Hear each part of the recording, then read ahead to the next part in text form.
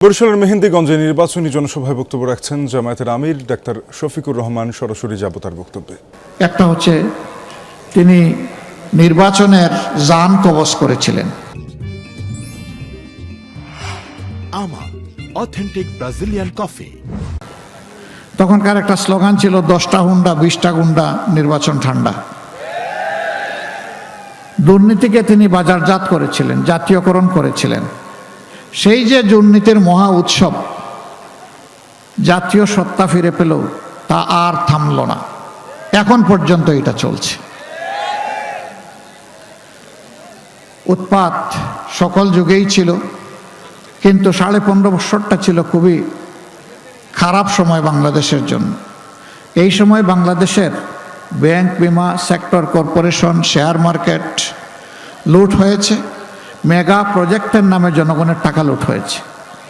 শুধু বাংলাদেশ ব্যাংকের বৈধ হিসাব মতে বিদেশে 15.5 বছরে টাকা মাটির নিচে কলসিতে বিছানায় কত যে আছে আল্লাহ ভালো জানে। বাংলাদেশ জামাতে ইসলামী এই দেশের বুকে যদি বিবেক দিয়ে চিন্তা করা হয়, তাহলে সবচেয়ে বড় মুসলিম দল।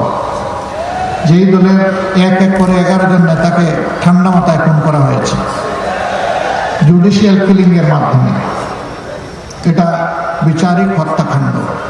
একজন যিনি বেঁচে ছিলেন এটিএম আজহারুল ইসলাম সাহেব, 5 আগস্টের পরে বর্তমানে কোনো দলের সরকার নেই, এখন একটা দল নিরপেক্ষ সরকার দেশ চালাচ্ছে।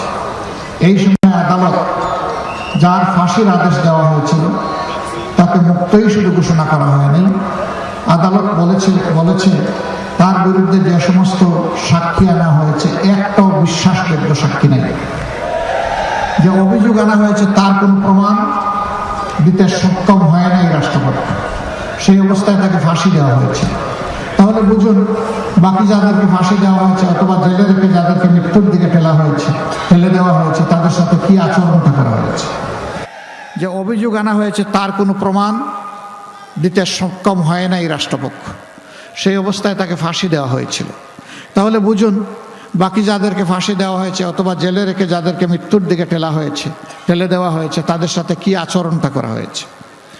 এই বৃহত্তর বরিশালের অহংকার, সারা বাংলাদেশের অহংকার, সারা বিশ্বব্যাপী মানুষ যাকে ভালোবাসে, বিশ্ববিখ্যাত মুফাসসির কোরআন আল্লামা দেলোয়ার হোসেন সাঈদীকে নির্মমভাবে হত্যা করা হয়েছে। প্রত্যেকটি হত্যাকাণ্ড এইরূপই ছিল।